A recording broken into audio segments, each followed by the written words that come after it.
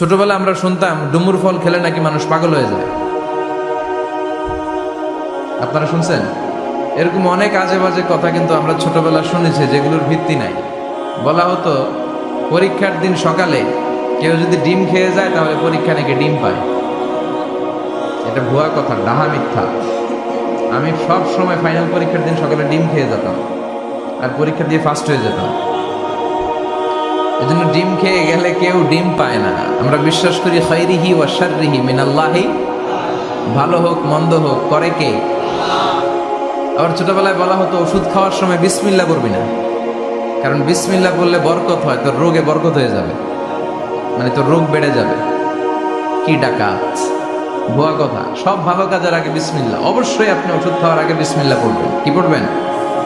আবার অনেকের মাথার চুলের মধ্যে 2টা গিঁট থাকে, আছে না নাই?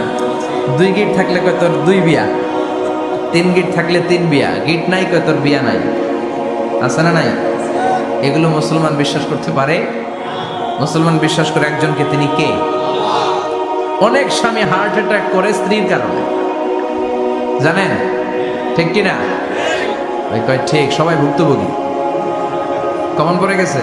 কানের কাছে এসে বেশি বেশি ঘ্যান ঘ্যান করেন না। ঘরে ঢুকলেই চাল নাই, ডাল নাই, এটা লাগবে ওইটা লাগবে, ছেলের ওইটা লাগবে। আস্তে আস্তে 2 পক্ষরেই বললাম, স্বামীরাও সালাম দিবেন, স্ত্রীরাও দিবেন। সালাম মানে শান্তি। তো ঘরটারে শান্তি দিয়ে ভরে দিবে কে?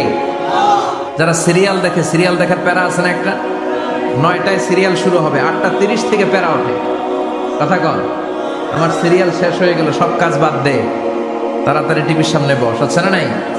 আরবিয়ানরা আরবিতে বললে ইন্ডিয়ানরা বুঝে না, ইন্ডিয়ানরা হিন্দিতে বললে ইংরেজরা বুঝে না, চাইনিজরা মান্ডারিনে বললে কেউ বুঝে না। চিয়াং ফিয়াং জিয়াং, এগুলো হচ্ছে চাইনিজ ভাষা। ইয়াং শিয়াং দিয়ে যখন কথা বলে কেউ বুঝে না। প্রথম মাগরিবের সালাত পড়ে আমি প্রথম নিগ্রু মানুষ আবিষ্কার করলাম। এর আগে কোনোদিন কালো মানুষ দেখি নাই। সালাম ফিরে ডানে দেখে এক নিগ্রু, বায়ে দেখে আরেক নিগ্রু। আমি মনে করছি কেরামান কাতিবিন। এই নিগ্রু দেখে আমি দিছি দৌড়। সবাই কই দৌড়ান কেন? আমি বললাম এরা কারা? আমারে বলা হলো এরা আপনার বন্ধু। এরা কি? এই কালো লোক নাকি আমার বন্ধু। বললো 5 বছর এই নিগ্রুদের সাথে আপনার থাকতে হবে। 100টারও বেশি দেশের ছাত্র আমরা একসাথে থেকেছি। কারো ভাষা কেউ বোঝে না, কারো গায়ের রঙের সাথে কারো গায়ের রঙের মিল নাই। চিল্লায় বলেন সুবহানাল্লাহ। হজে গিয়েছিলাম এবার, কমসে কম 10,000 ছবি তুলছে আমার সাথে হাজিরা। অপ্রয়োজনীয়, প্রয়োজন নাই। এসেছে ইবাদত করতে, হুজুর একটা সেলফি। ইয়াং ছেলেপেলারা সেলফি তোলে বেশি। আর বুঝলাম না, আঙ্গুল দুটার এরকম করে রাখে। আমি বললাম এটা কি? কই হুজুর ইটস গ্যাংনাম স্টাইল। এটা কি? Gangnam style. এরকম বাঁকা করে থাকবে আর এরকম দুটা ছবি তুলবে। এগুলো অনর্থক। মুমিন ওই কাজ করবে যে কাজটা constructive, fruitful for him, for his family and for the society. মাঝে মাঝে হয় না, মহিলা গলার লকেট পায় না, পুরা বাড়ি আগুন করে ফেলাইছে। লকেট নাই, লয়ে গেল রে, নিয়ে গেল রে, হারাইলাম রে। মা এসার লকেট নাই। লকেট হারানোর পরে মা এসে কান্নাকাটি। বিষ্ণু বললেন থামো। অনেকক্ষণ থামার পরে লকেট খুঁজে পায় না। সবাই খোঁজাখুঁজি, লকেট কই, লকেট কই, লকেট খুঁজে পায় না। ওদিক দিয়ে মাগরিবের নামাজের সময়ও শেষ। নামাজের সময় শেষ, আর যেই জায়গায় লকেট খোঁজার জন্য থামা হয়েছে ওই জায়গায় আবার পানি নাই, পানি সামনে। পানির দিকেও যেতে পারে না, লকেটও খুঁজে পায় না, নামাজও পড়া যায় না। সব সাহাবীরা মিছিল শুরু করছে, আবু বকরের মেয়ের কারণে নামাজ আমাদের চলে যাচ্ছে। সাইয়েদনা আবু বকর ঘটনা বেসামাল দেখে আয়েশার কাছে গেল।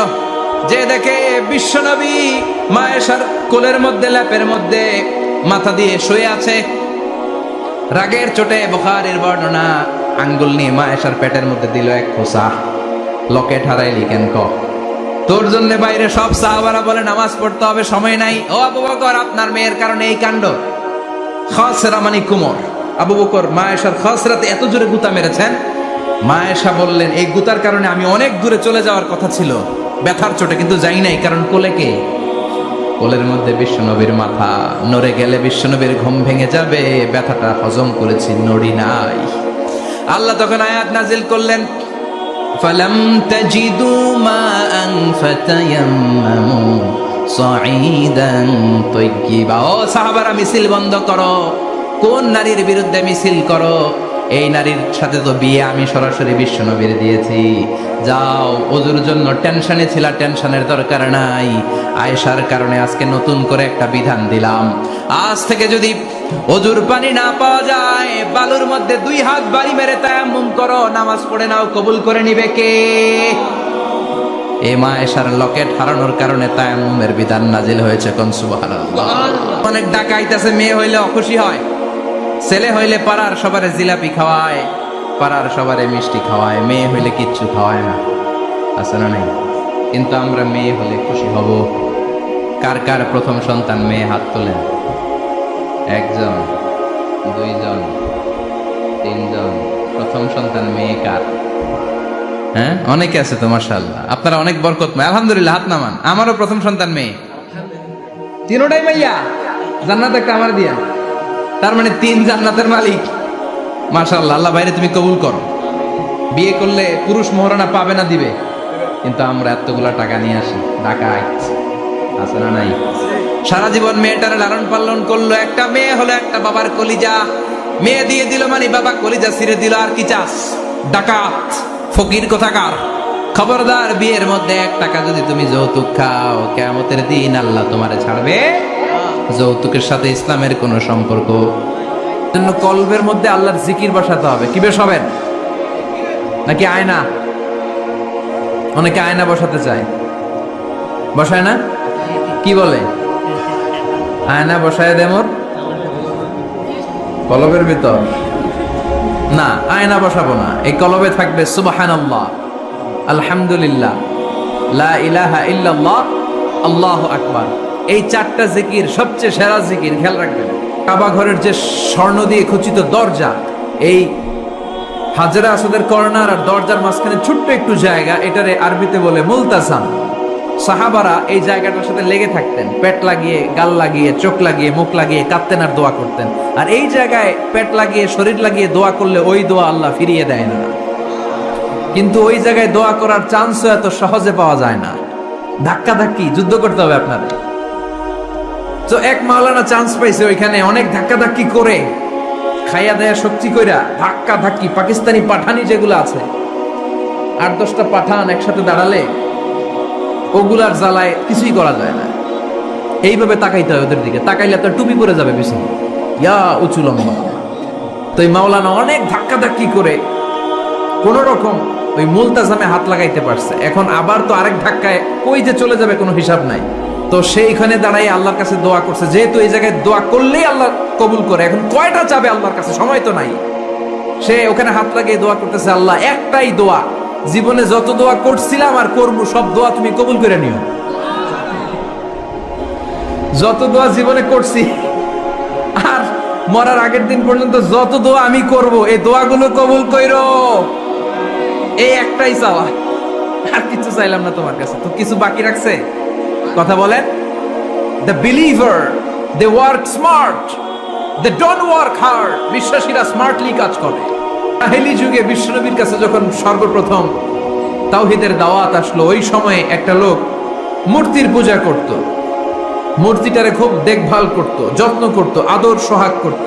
আর রাত্রিবেলা এটার সামনে মিষ্টি, দই, হালুয়া, চিরা রাইখা কেঁদে কেঁদে মনের জ্বালার কথা মূর্তির কাছে কইতো। সে ভাবতো এটাই আমার বড় খোদা। সে কি ভাবতো? এটাই আমার, এটারে বললেই এটাই আমার বিপদ থেকে মুক্তি দিবে, আমাকে পরিত্রাণ দিবে, আমাকে সেভ করবে এটা। এভাবে সে আল্লাহকে বাদ দিয়ে মূর্তির ইবাদত করত, মূর্তিকে খুব যত্ন করত। একদিন কোন এক কাজে মূর্তিটাকে রেখে সে ঘরের বাইরে গেল, এক পাশে গেল। কাজ শেষে এসে দেখে তার এই মূর্তির গায়ে পানি। মূর্তিটাকে দেখতে মনে হচ্ছে যে কে যেন গোসল করায় গেছে, পানি। তো সে ভাবলো, যেহেতু আমার খোদার গায়ে পানি, এটা নিশ্চয়ই ভালো পানি হবে। He thought it is the water of mercy and blessings. সে ভাবলো it could be the water of rahma. এটা মনে হয় রহমতের পানি হবে, যেহেতু খোদার গায়ে পানি। তো রহমতের গায়ে পানি শুকিয়ে যাওয়ার আগে খেয়ে ফেলি, তাহলে সব রহমত ঢুকবে কই? পেটে। When he thought it is the water of rahma, water of mercy and blessings, he started to suck it with his tongue. সে জিহ্বা দিয়ে চাটতে শুরু করছে, চেটে চেটে সব রহমত নিয়ে নিচ্ছে পেটে। When he started to suck it, he found the taste is little bit bitter, the taste is weird. জিহ্বা দিয়ে যখন চাটতে শুরু করছে তখন সে পেল যে এটার স্বাদটা কেমন যেন কটা কটা লাগে, লবণাক্ত, একটু টক টক, হাজবুলার মতো লাগে। কিসের মতো? কিরে এরকম লাগে কেন? If it is the water of mercy, it should be sweeter. এটা যদি রহমতের পানি হয় এটা সুইট হবে, মিষ্টি হবে। এটা টক লাগে কেন, কটা লাগে কেন, ঘটনা কি? খুঁজতে লাগলো ডানে বায়ে, খুঁজতে খুঁজতে দেখে ঘরের পাশে দুইটা খ্যাকশিয়াল। অনেকে এই বর্ণনাটা দিতে যে কুকুরের কথা বলে, কিন্তু হাদিসে এসছে খ্যাকশিয়াল, সালাবান, দুইটা খ্যাকশিয়াল।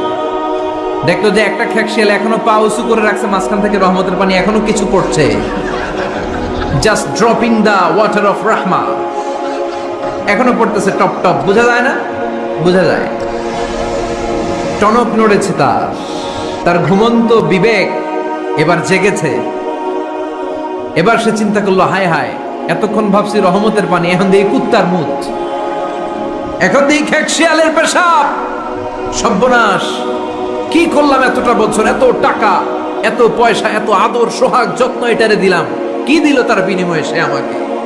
যে একটা খ্যাকশিয়ালের পেশাব থেকে, কুকুরের পেশাব থেকে নিজের বাঁচাতে পারে না, সে জাহান্নামের আগুন থেকে কিয়ামতের দিন আমারে কেমনে বাঁচাবে? দৌড়ে দৌড়ে বিশ্বনবীর কাছে এসেছে, এসে বলল, আব্দুল্লাহর বেটা মোহাম্মদ, এতদিন ভাবছি এটা খোদা, এখন দেখি হুদা। হুদা হুদা এটার পিছনে ঘুরছি, এটার কোনো পাওয়ার নাই, সব পাওয়ার আছে একজনের। চিল্লায় বলো, তিনি কে? আর এটারে ডাকতে চাই না, তুমি আমারে পড়ায় দাও লা ইলাহা মুহাম্মাদুর